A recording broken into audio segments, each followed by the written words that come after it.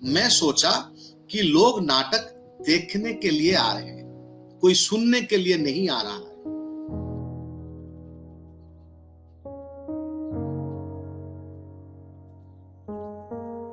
আজকে 15ই জুলাই 1925 সালে যে মানুষটার জন্ম হয়েছিল সেই মানুষটাকে নিয়ে আজকের আমাদের কঠিন সময়ের কথালাপ। তো আজকে আমাদের সাথে তিনজন বক্তা আছেন, এই বক্তাদের সাথে আমরা পরিচয় করে নেব, কিন্তু পরিচয়ের আগে দু চার কথা বলে নেওয়া ভালো। কেন আজকের এই লাইভ, কেন এই মানুষটাকে নিয়ে কাজ, সবাই জানেন, আলাদা করে বলে দেওয়ার কিছু নেই, তাও বলি। আজ থেকে প্রায় 49 বছর আগে, অর্থাৎ 1971 সালের 11ই ডিসেম্বর কার্জন পার্কে, অথবা ধরুন তার ঠিক পরের বছর 1972 সালে 18ই জুন কলকাতার এবিটিএ হলে যে নাট্য চর্চা শুরু হয়েছিল, যে বিকল্প থিয়েটারে শুরু হয়েছিল কতিপয় মানুষকে নিয়ে, সেই থিয়েটার আজকে থার্ড থিয়েটার বা তৃতীয় ধারার থিয়েটার নামে পরিচিত। এই থিয়েটার কোথাও গিয়ে আমাদের জীবন ধারার মধ্যে, আমাদের চলনের মধ্যে বিভিন্নভাবে জুড়ে আছে। আজকে আমরা সেই থিয়েটার নিয়ে কথা বলবো। সেই থিয়েটার নিয়ে কথা বলার আগে কালি কলমে দু কথা বলে নেওয়া ভালো। আমরা যারা কালি কলমিজেল করি, 2012 সাল থেকে আমাদের যাত্রা শুরু হয়, সেই যাত্রা এখনো চলছে। বিষয়ভিত্তিক কিছু সংখ্যা নিয়ে আমরা কাজ করেছি, এবং তার সাথে সাথে আমরা বাদল সরকারের থিয়েটার, থার্ড থিয়েটার, এইটাকে নিয়ে আমরা কাজ করে চলেছি নিরন্তর। আজকে আমাদের সাথে আছেন যে বক্তারা, ওদের সাথে আলাদা করে অবশ্যই পরিচয় করানোর দরকার পড়ে, কিন্তু প্রত্যেককে নিজের নিজের ক্ষেত্রে তার মতো করে উজ্জ্বল। তবু আমি বলি, আমাদের সাথে আছেন সুবোধ পট্টনায়ক। সুবোধ পট্টনায়ককে আপনারা সবাই চেনেন, তবুও বলি, সুবোধ পট্টনায়ক উড়িষ্যার এবং সারা ভারতের একজন উজ্জ্বল নাট্য ব্যক্তিত্ব। দীর্ঘ 34 বছর ধরে তার নাটকের যাত্রা নিয়ে তিনি চলেছেন, এবং সুবোধ পট্টনায়ক 1991 সাল থেকে বাদল সরকারের সাথে তার থার্ড থিয়েটারের যাত্রার সাথে পরিচিত হন এবং তার সাথে কাজ করেন। এবং আমাদের সাথে এই মুহূর্তে রজত দাস আছেন। রজত দাসকে আমরা সবাই বাপিদা নামে চিনি। বাপিদা আমরা মনে করি যে আমাদের পত্রিকারই একজন মানুষ, আমাদের বন্ধু। তো রজত দাস চেনা দুটি বলে একটি দলের সঙ্গে যুক্ত। তিনি দীর্ঘ সময় ধরে বাদল সরকারের সাথে কাজ করেছেন। দীর্ঘ 25 বছর ধরে তার থিয়েটারের যাত্রা এবং তৃতীয় থিয়েটারের যাত্রার সঙ্গে তিনি যুক্ত। আমাদের সাথে আছেন তীর্থঙ্কর চন্দ। আমরা আলাদা করে খুব পরিচয় দেওয়ার দরকার পড়ে না, সারা পশ্চিমবঙ্গ এবং ভারতের মানুষজন জানেন। দীর্ঘ 36 বছর ধরে তিনি তার থিয়েটারের যাত্রার মধ্যে দিয়ে চলেছেন। আরো বিস্তারিত অনেকগুলো কথাবার্তা আমরা বলবো, কিন্তু এত কিছু কথা বলার আগে আমার মনে হয় যে একেবারে আমরা বিষয়ের মধ্যে ঢুকে যাই। আজকে যে বিষয় নিয়ে আমরা কথা বলবো, বাদল সরকারের থিয়েটার, তৃতীয় ধারার থিয়েটার। এই বাদল সরকারের থিয়েটার এবং তৃতীয় ধারার থিয়েটার কি, কেমন, কাকে বলে, এই নিয়ে খুব আমরা সেই চর্চার মধ্যে ঢুকবো না, কারণ এই নিয়ে দীর্ঘ আলোচনা হয়েছে। এবং আমার মনে হয় যে সেই আলোচনার থেকে আরেকটু যদি গভীরে গিয়ে কথা বলা যায়, আরেকটু যদি বিস্তারিতভাবে কথা বলা যায়, তাহলে মনে হয় সেটা ভালো হয়। তো আমরা প্রথমেই আসবো আমাদের প্রথম বক্তা তীর্থঙ্কর চন্দ্রের কাছে। আমরা জানি যে তীর্থঙ্কর চন্দ্র যেভাবে নাটক করেন, যে থিয়েটার করেন, সেই থিয়েটার টুয়ার্ডস দ্য গ্রাউন্ড বলেই আমরা পরিচিত, আমরা জানি। তিনি মঞ্চেও নাটক করেন, আবার অঙ্গনেও নাটক করেন। কিন্তু এখন আমরা যে জিনিসটা জানতে চাইবো, যে আজকের দিনে বাদল সরকারের যে থিয়েটার, সেই থিয়েটার নিয়ে চর্চা হয়, সেখানে বিভিন্ন কথা উঠে আসে যে এইটা নাকি কোনো একটা নির্দিষ্ট ফর্ম বা কোনো কন্টেন্টের এক্সপেরিমেন্ট, এরকম কিছু কথা। কিন্তু যে কথাটা বারবার আলোচিত হয় না, বা কোথাও কি চাপা পড়ে যায়, যে এটা কি একটা দর্শন, এটা কি একটা জীবনধারা, সেই জীবনধারার প্রশ্ন থেকে আমরা জানতে চাইবো যে থার্ড থিয়েটার এবং বাদল সরকারের থিয়েটার কিভাবে একটা জীবনধারা হয়ে উঠেছে, নাকি শুধুমাত্র কিছু তত্ত্বের উপর দাঁড়িয়ে এটা থেকে গেছে। কিন্তু আমার যেটা প্রশ্ন, যে তিনি তো বাদল সরকারকে গুরু বলেন, তার কাছ থেকে কাজ দেখেছেন, তার কাজে অনুপ্রাণিত হয়েছেন, কিন্তু ঠিক কোন জায়গায় বর্তমানে তার কাজটা তার থেকে আলাদা হয়ে গেছে, নাকি না কাজটাকে তার মতো করে তিনি দেখতে ভালোবাসেন? তো বাদল সরকারের কাজ এবং বর্তমানে সাইকো থিয়েটার বা তার মঞ্চ থিয়েটার কিভাবে তিনি দেখেন, কিভাবে সেটাকে তিনি বুঝেছেন, সেই নিয়ে যদি আমাদেরকে বলেন। ठीक है, फिर से सबको स्वागत और बहुत अच्छा लग रहा है। और आज का गुरुजी का जन्मदिन में कुछ समय हम उनके बारे में सोच रहे हैं, बात कर रहे हैं। और ये जो चिंतन का समय जो जा रहा है, उस समय बहुत बहुत अच्छा लग रहा है, मजा लग रहा है। मेरे पास और 2 फोटो है। ये फोटो है जब मेरा पहला मुलाकात हुआ था और हम दोनों बैठ के हमारे जगह पे हमने बातचीत कर रहे थे।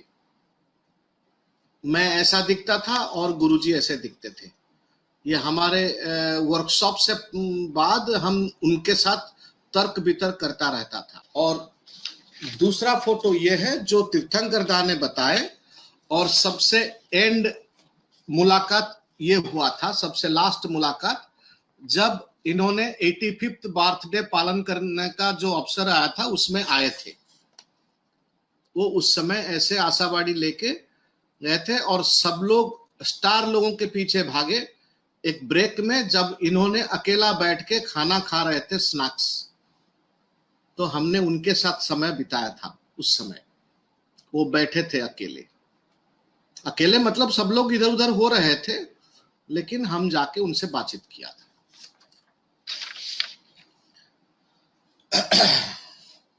तो इसीलिए गुरुजी को प्रणाम करते हुए मैं बातचीत करना चाहूंगा कि तीर्थंकर दास जो बात कर रहे थे, कैसे उनके साथ पहला मुलाकात कैसे हुआ, वो तो एक स्टोरी है जो बहुत लोगों को अभी पता है। मैं उसके अंदर नहीं जाऊंगा अभी, क्योंकि मेरे जीवन का एक माइलस्टोन है वो। और दूसरा जो हमारे पास, वो 3 बार आए। पहले बार आए एक स्पीच देने के लिए जब सफदर हाजमी का डेथ हुआ।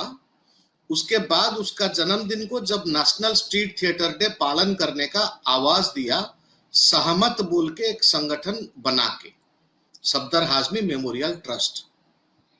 तो उसका 91 में ही पहला अप्रैल 12 को मानने के लिए एक आह्वान दिया गया था और हमने उसमें शामिल रहे और भुवनेश्वर में एक इवेंट करना चाहा। तो हमने गुरुजी को बोला आप उसी दिन आइए, एक स्पीच दीजिए।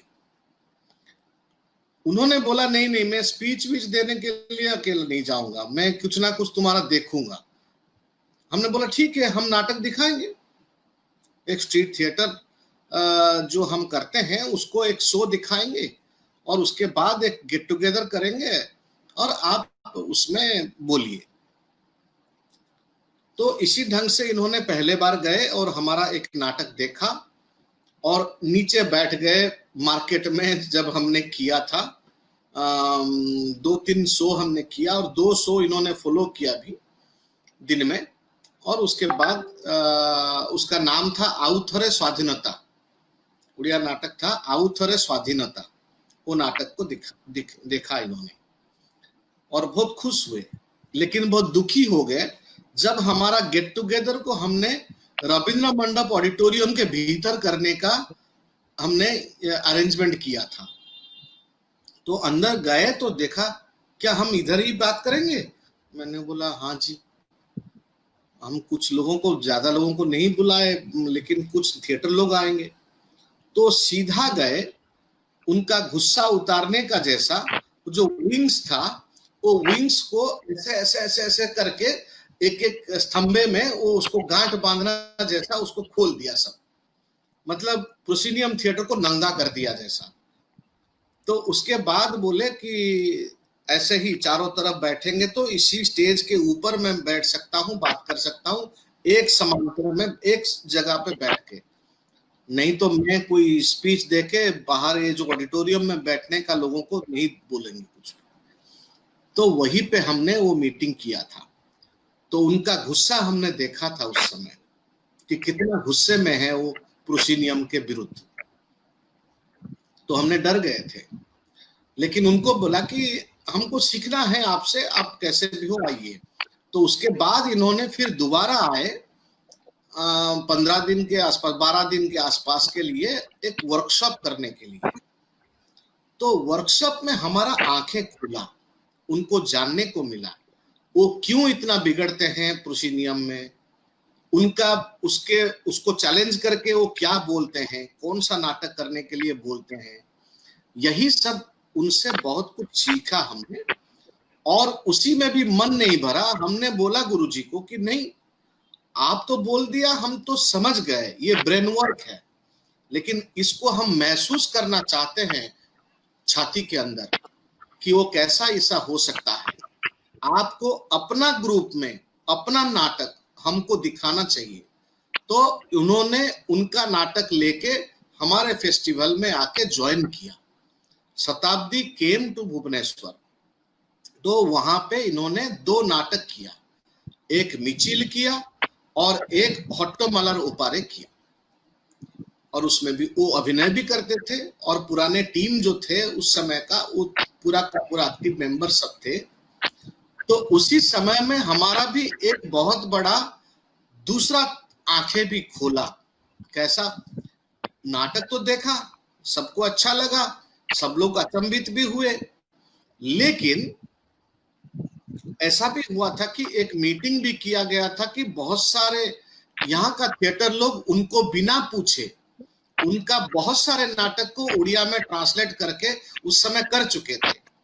तो उन्होंने विश्वास भी नहीं करते थे कि हमारे बुलाए से बादल सरकार जैसा फिगर इधर आए हैं क्या, उसको चेक करना था उनको। तो उन्होंने आए और मुलाकात भी हुआ बादल सरकार से। तो उन्होंने उनको वहीं पे क्षमा प्रार्थना किया कि देखिए, आपको बिना बुलाए बिना बोले हमने बहुत सारे नाटक आपका उड़िया में कर चुके हैं। मतलब खाली भुवनेश्वर में नहीं, लोग आए थे राउरकेला से, जहां पे उनका मिचिल नाटक हो चुका था। तो ऐसे बहुत दूर दूर से लोग आए और उस सबने बोला। और हमारे टीचर तो उनका पगला घोड़ा एवं इंद्रजीत दोनों कर चुके थे, उड़िया कर चुके थे। वो उड़िया स्क्रिप्ट मैंने संग्रह करके रखा था बहुत पहले से। और इन्होंने सबको बोला नहीं नहीं, इसमें क्षमा प्रार्थना का कुछ नहीं, आप बोल देते तो मुझे अच्छा लगता सुन के कि मेरा नाटक यहाँ पे भी हो रहा, लेकिन मेरा ऐसा कोई प्रॉब्लम नहीं है, आप कीजिए नाटक। तो सबने बहुत खुश भी हुआ। लेकिन मेरा जो कंसर्न था कि उस समय हमको लग रहा था कि गुरुजी जो बोल रहे थे चारों तरफ का नाटक और लोगों के पास जाने का नाटक, वो नाटक हमारा साइको थिएटर आसपास है, जो थिएटर हमने उनको दिखाया था पहले दफा जब आए थे। लेकिन उसी बीच में 1992 का आसपास में हमने रिहर्सल करके तैयार हो रहे थे। संगीत नाटक एकेडमी ने इंडियन थिएटर को कैसे नेक्स्ट जनरेशन पैदा करें, इसीलिए असिस्टेंस टू यंग थिएटर बोल के एक स्कीम दिया था। उसी में हमारा नाटक काठो हुआ था। तो उसी नाटक का रिहर्सल एकदम तैयार था और उसी फेस्टिवल के लिए किया गया था जहां पे गुरुजी आके नाटक किया। तो उन्होंने तो चारों तरफ ऑडियंस लगा के किया, लेकिन हमको उसी नाटक के लिए एक मुखी मंच चाहिए था। लेकिन मैं बताऊंगा क्या क्या उनके साथ डिफरेंस था या था। लेकिन क्या हुआ, वो नाटक रिहर्सल करने के लिए हमारा जहां पे रहने का हॉस्टल लिया गया था, उसका जो किचन गार्डन जो स्पेस था, उसी को हमने गोबर लगा के पूरा इसको समान करके पूरा एक बड़ा सा स्पेस जितना चाहिए हमको पूरा नाटक के लिए ओरिजिनल मंच में, वहीं पे करके वहां पे बैम्बू स्टिक का पहले बार हमने एक बड़ा स्ट्रक्चर लगा के वो नाटक किया। तो वो जब वहां पे हुआ था तब हमारे पास खाने के लिए उसी जगह को हमने चॉइस किया था कि 20 लोग बैठ के खाना खाने का जगह ही कहीं पे नहीं था। तो हमने डर के मारे रहे, बोले कि गुरुजी तो अब देख लेंगे हमारा ये एक मुखी मंच वाला नाटक का रिहर्सल हो रहा है, तब तो हमको बहुत गुस्सा हो जाएंगे, शायद हमको बोलेंगे कि तुम्हारे साथ हमारा रिश्ता बंद कर दूंगा, तुमने क्यों एक मुखी मंच के लिए भी नाटक करते हो और हमको क्यों इतना प्यार करते भी हो। तो हमने डर के मारे रहे। गुरुजी आए, खाना खाने के समय नॉर्मली उनको भी क्वेश्चन हुआ, मन में आया कि ये सेटिंग्स क्या है देख के। तो मैंने उनको सरेंडर करके बोल दिया कि गुरुजी आपका कुछ आदर्श लेके हमने काम कर रहे हैं और उसी आदर्श को लेके एक एक्सपेरिमेंटेशन में एक रूप निकाले हैं और इसी रूप का ये नाटक है। आप चाहेंगे तो अभी भी रात 10 हो रहा है, लेकिन हम आपको 1.5 घंटे का नाटक का पूरा कंप्लीट रिहर्सल दिखा सकते हैं। तो उन्होंने देखा, नाटक जब खत्म हो गया उनको उतना अच्छा लगा कि वो सेटिंग्स के ऊपर जाके बैठे, उसी सेटिंग्स के ऊपर जाके बैठे। और मुझे पूरा याद है कि वो 2003 में उसका फोटो है, ऐसे ही फोटो जैसे तुमको दिखाया वो फोटो भी है।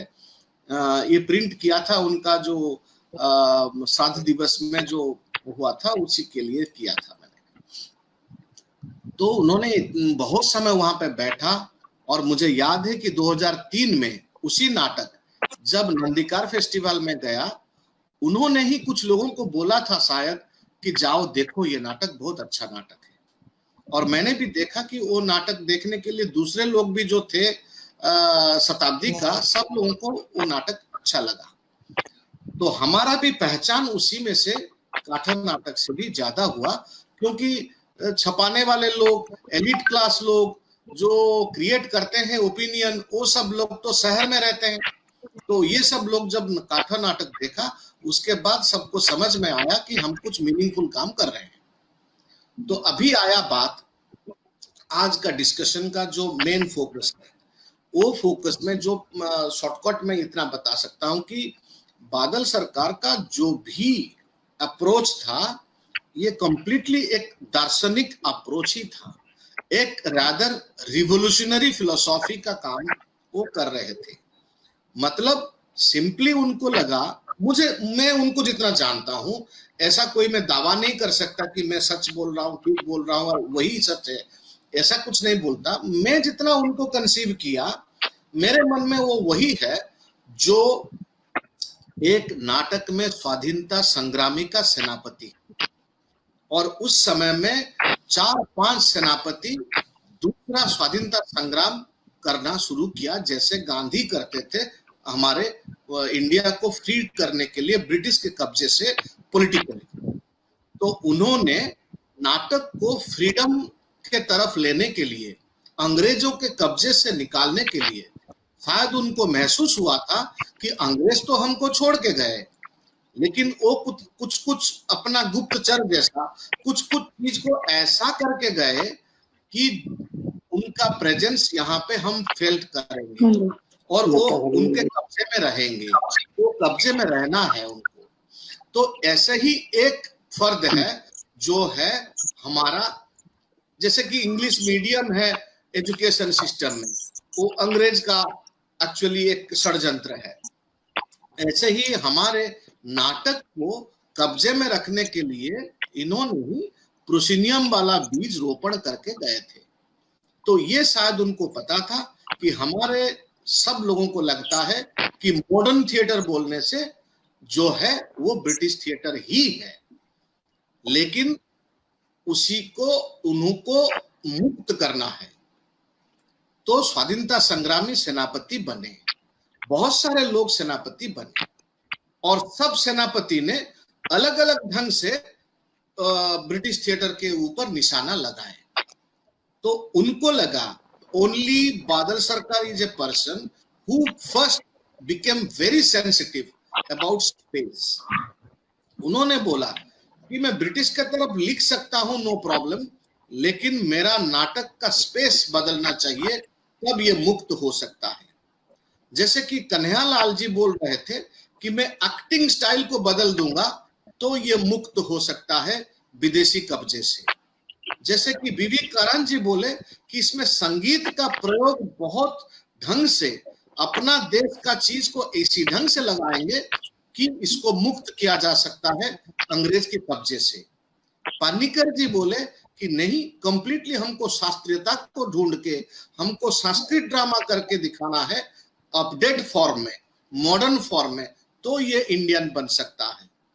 तो हबीब तनवीर जी लंदन स्कूल ऑफ ड्रामा में पढ़ाई करने के बाद, यहाँ 12 साल यूरोप में डायरेक्टर बन के काम करने के बाद, वो भी चले आए इसी स्वाधीनता संग्राम में शामिल होने के लिए ये सब छोड़ के वो पूरा घर चले आए छत्तीसगढ़ और रायपुर में रहे और अपना गांव का, अपने एरिया का, वो तो जमींदार परिवार से थे, उनका जो एरिया था वहां पे अनपढ़ गांव वाला लोगों को लेके उन्होंने बोला उन्हीं को हम अभी मॉडर्न तौर पर विचार करके लगाएंगे, तो पूरा स्ट्रक्चर में हम फोक थिएटर का इंस्पिरेशन से ही उसको मॉडर्न करेंगे और हमारे चीज को जो प्रोसिनियम वाले कब्जे करके रखे हैं उससे मुक्त करेंगे। ऐसा अलग अलग सेनापति ने अलग अलग गोली चलाए और हमारे पास जो बादल सरकार आए, इन्होंने वही गोली को ज्यादातर दिखाया कि मेरे फैक्ट्री में जो गोली है वो है स्पेस। स्पेस को तुम मुक्त कर सकते हो तो करो, और वहां से बाहर आ जाओगे तो ये चीज तुमको मिलेगा नहीं, लाइटिंग मिलेगा नहीं, स्टेज मिलेगा नहीं, कोई ऊंचा मंच मिलेगा नहीं। ऐसा करके इन्होंने जो बताया था, वो एक सेनापति थे, तो उसी ढंग से हमने प्रभावित भी हुए। लेकिन मैं थोड़ा अपना रिफ्लेक्शन के लिए बात एक करता हूं बीच बीच में, तो मेरा मन में जो है उनके साथ बात करने के बाद कंसेप्चुअली वो जो दर्शन जो बोल रहे थे, वो जो दर्शन उन्होंने बोल रहे थे, उसी दर्शन तत्व में जो था उसमें से कुछ हमारा एग्रीमेंट रहा और आंखें खोलने वाला चीज रहा। वो सब 6-7 पॉइंट है, बुलेट पॉइंट जैसा। पहला कि थिएटर को ऑडिटोरियम से बाहर भी कर सकते हैं, जिसको हाई क्वालिटी आर्टिस्टिक भी मॉडर्न टाइम का हो सकता है। ये विश्वास मेरा नहीं था। मुझे लगता था कि किसी चीज को आर्टिस्टिक बना के, हाई क्वालिटी आर्टिस्टिक बना के कुछ करना है तो हमको ऑडिटोरियम में ही करना है, लेकिन ये इन्होंने तोड़ा। सेकंड पॉइंट कि नाटक में कोई मनी प्रॉब्लम होना नहीं चाहिए, कोई इकोनॉमिक्स का कंट्रोल में आके नाटक करना नहीं चाहिए। तो इसीलिए एक्सपेंडिचर को हमारा बर्डन जैसा कभी भी महसूस नहीं करना चाहिए। ये हमारे पास एक दूसरा आंखें खोलने वाला चीज था, क्योंकि हम हर वक्त सोचते थे कि नाटक करने के लिए खर्चा होना चाहिए और खर्चा होता ही है। लेकिन ये जो फिलोसॉफिकल आइडिया जो है ना, जो भी खर्चा करो लेकिन तुम्हारे बर्डन नहीं होना चाहिए, और जो भी खर्चा करो वो इकोनॉमिक्स तुमको कंट्रोल करना नहीं चाहिए। ये दो चीज मैंने सीखा। चाहे वो उनके भाषा में किस ढंग से बोलते थे वो मुझे याद नहीं अभी, लेकिन उनका जो बात है उनमें से ये पूरा सिद्धांत मेरे मन में आया कि वो ये बोल रहे हैं। तीसरा कि नाटक एक नॉन प्रॉफिट मेकिंग का काम है और ये जीवन का रिफ्लेक्शन जैसा चीज देने के लिए है, जो अवदान है आर्टिस्ट लोगों का, ये जस्ट लाइक सोशल वर्कर। तो मेरे लिए नाटक is not a profession, rather social work. तो इसीलिए वॉलंटियर चाहिए, उसी में वॉलंटियर स्पिरिट चाहिए। उसमें क्यों वॉलंटियर करते हैं, वो स्वाधीनता संग्राम को समझना चाहिए। और जिस ढंग से गांधी ने करोड़ों लोगों को इकट्ठा कर देते थे वॉलंटियर्स, हमको ऐसे ही करोड़ों सोशल वर्कर्स चाहिए जो नाटक करने के लिए तैयार रहेंगे। और चौथा पॉइंट कि नाटक को लोगों के पास जाना है, लोगों को किस जगह को खींच के लाना नहीं। ये एक आइडिया जो दिया, और इसीलिए उसको पोर्टेबल बनाना चाहिए। और सबसे इंपॉर्टेंट हमको लगा कि तुम जब नाटक करना है, कि किसी को नाटक करना है, तो 1, 2, 3 शो के लिए मत सोचना, 100 शो करने के लिए सोचो। इसीलिए उसको आर्टिस्टिक परफेक्शन के लिए जितना समय चाहिए करें। वो इसीलिए दावा दे के बोल रहे थे कि मेरे पास पैसों का प्रॉब्लम एकदम नहीं है, लेकिन मेरे पास प्रॉब्लम है कि मैं एक नाटक को 6 महीना रिहर्सल करना पड़ता है, क्योंकि वो सब जो है वॉलंटियर्स हैं, वो दूसरे जॉब करते हैं, दूर दूर से आते हैं, आने के लिए उनको समय लगता है।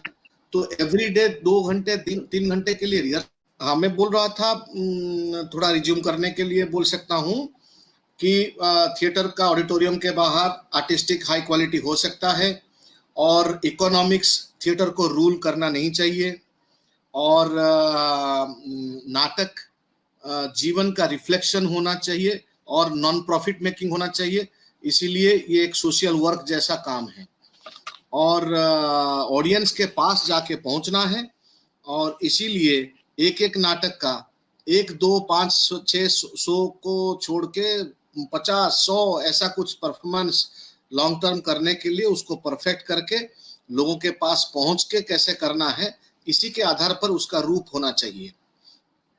और एक चीज हमको आंखें खुलने वाला चीज हुआ था कि वो जो बोले थे कि उसका जो नाटक का जो सब्जेक्ट है वो एक पॉलिटिकल चॉइस है, उसमें जो परफॉर्मेंस है वो एक आर्टिस्टिक चॉइस है। तो इसीलिए जब सिलेक्ट करते हो कोई सब्जेक्ट, इसके ऊपर बहुत ज्यादा ध्यान देना चाहिए कि इसका पॉलिटिकल बेनिफिट किसके पास जा रहा है।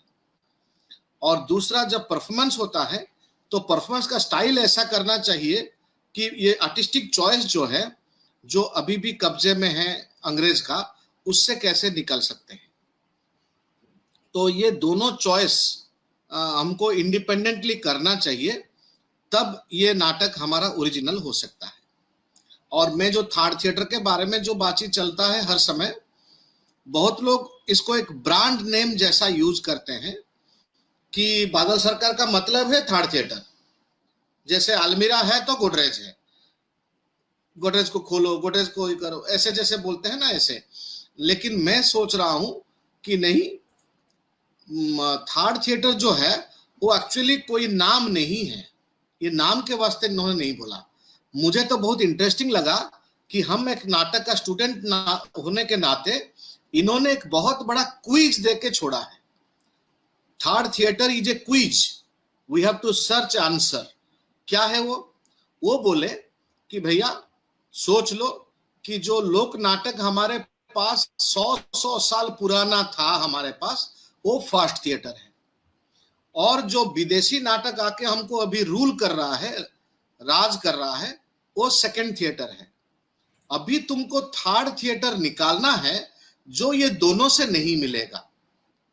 मतलब तुम पहले फिर से वापस नहीं जाओगे और इमिटेट नहीं करोगे फोक को, और दूसरा अभी मॉडर्न थिएटर के वास्ते ऑडिटोरियम प्रोसिनियम वाला नाटक नहीं करोगे। ये दोनों को छोड़ के तुम कैसा कर सकते हो, इसको ढूंढो। So it's a kind of quiz, what kind of things I should do जो ये दोनों के कंडीशन को सेटिस्फाई कर सकता है। ये जैसे हम क्विज पूछते हैं ना, पहला अक्षर और शेष अक्षर मिला के तुम सोचो तो ये होगा, थर्ड अक्षर को पहला अक्षर के बाद जोड़ो तो ऐसा होगा।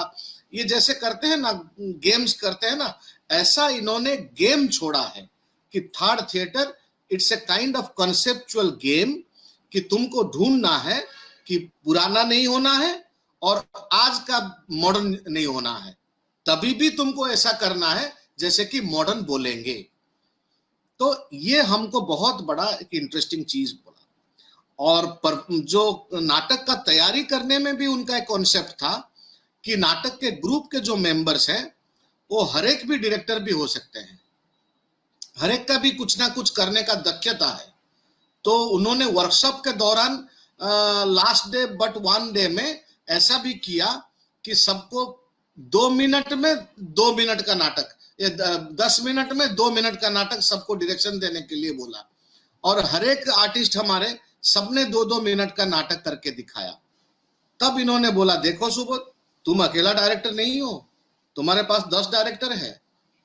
तो यही जो बोला, ये हमको एक बहुत बड़ा एक उपादान मिला, क्योंकि उससे जस्ट पहले हमने कलकत्ता में एक संस्था था, centre for communication and cultural action, CCCA, वहां का जो फाउंडर थे वो संजीव सरकार बोलते थे उनका नाम, और वो संजीव सरकार बादल सरकार का नाम सुन के ही बहुत चिढ़ते थे, अच्छा नहीं लगता था उनको।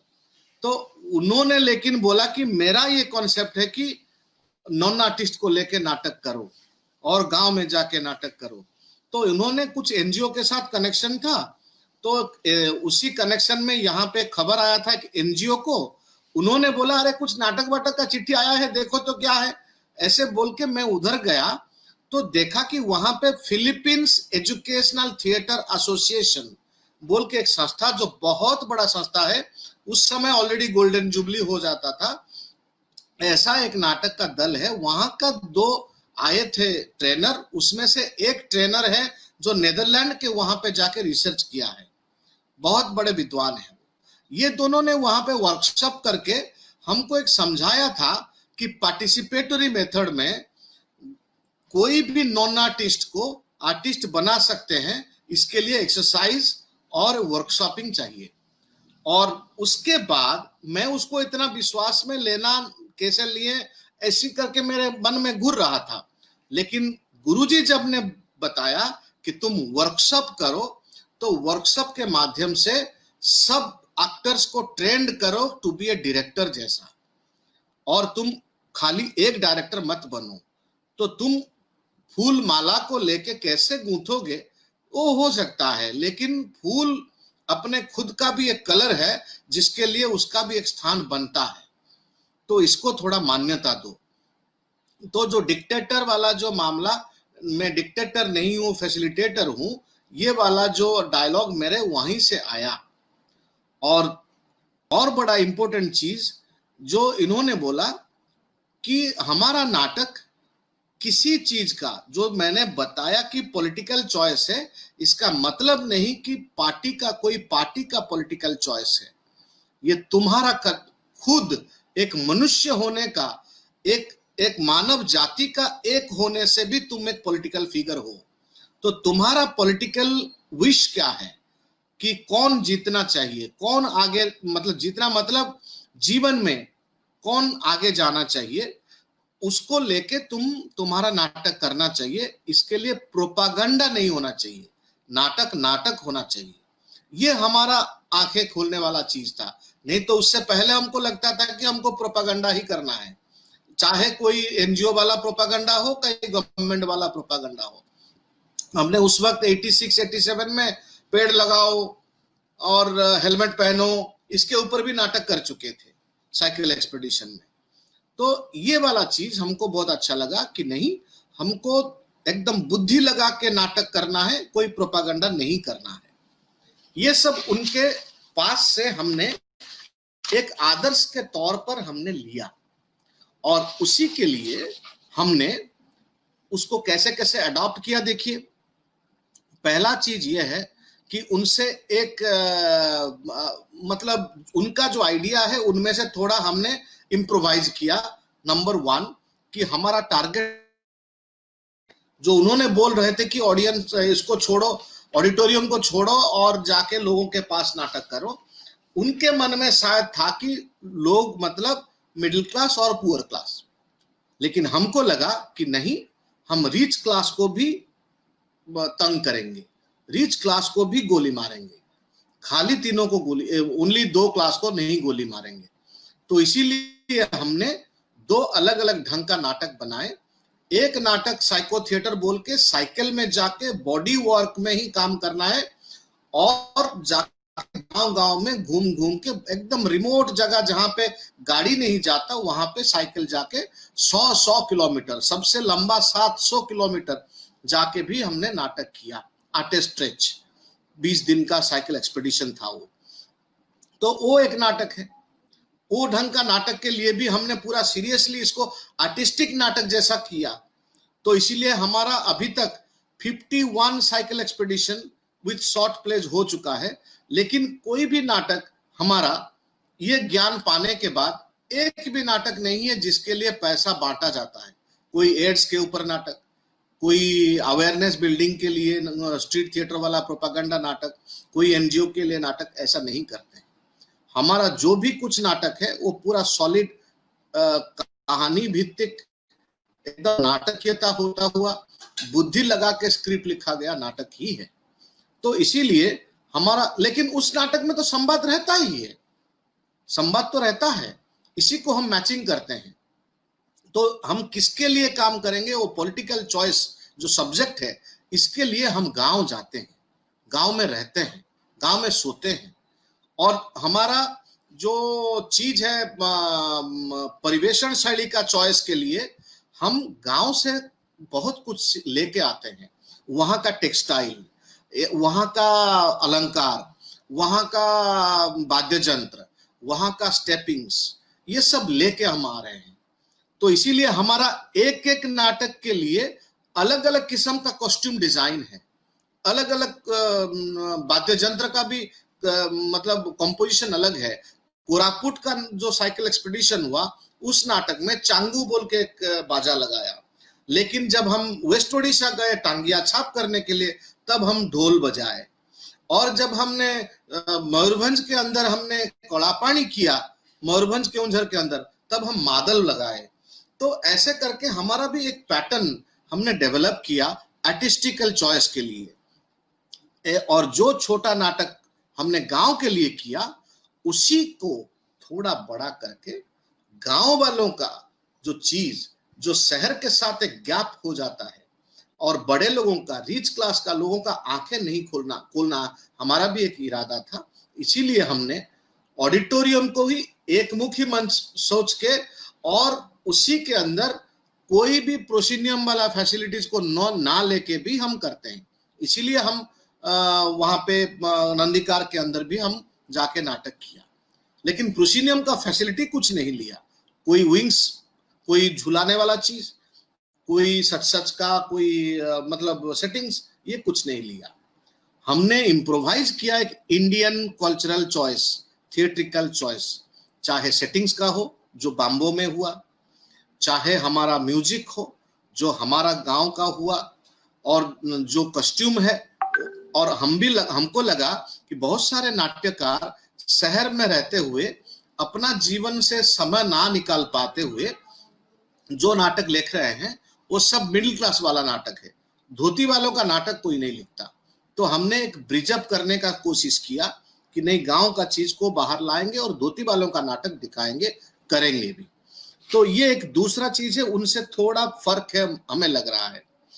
वो भी गांव में जाते थे, लेकिन उनका जो नाटक के माध्यम से उनका जो टारगेट ऑडियंस में उन्होंने शायद कोई एलिटिस्ट क्लास को, रिच क्लास को इंक्लूड नहीं किया, जो हमने करने का शपथ लिया। हमने बोला नहीं, हमारे नाटक को कोई पॉलिटिशियन है तो आने दो, देखे कि हम भी नाटक में पॉलिटिशियन का कैरेक्टर को क्या करते हैं, उनको देखने दो। और सेकंड, उनको लग रहा था कि इसको लेस एक्सपेंसिव करें, वो उनका मोटो, उनको रूल किया। उन्होंने मुझे इसी के बारे में डिबेट हुआ था। मैंने बोला आप तो बोल रहे हैं कि नाटक को इकोनॉमिक्स रूल करना नहीं चाहिए। अरे आप तो रूल हो गए इन हुए। रूल का मतलब ज्यादा पैसा है, ये कंसिडरेशन में हम कुछ खर्चा नहीं करेंगे, लेकिन ये भी कंसिडरेशन, इकोनॉमिकल कंसिडरेशन है कि हम ज्यादा खर्चा नहीं करेंगे, इसीलिए नाटक का जो भी होने दो। ऐसा कैसे हो सकता है?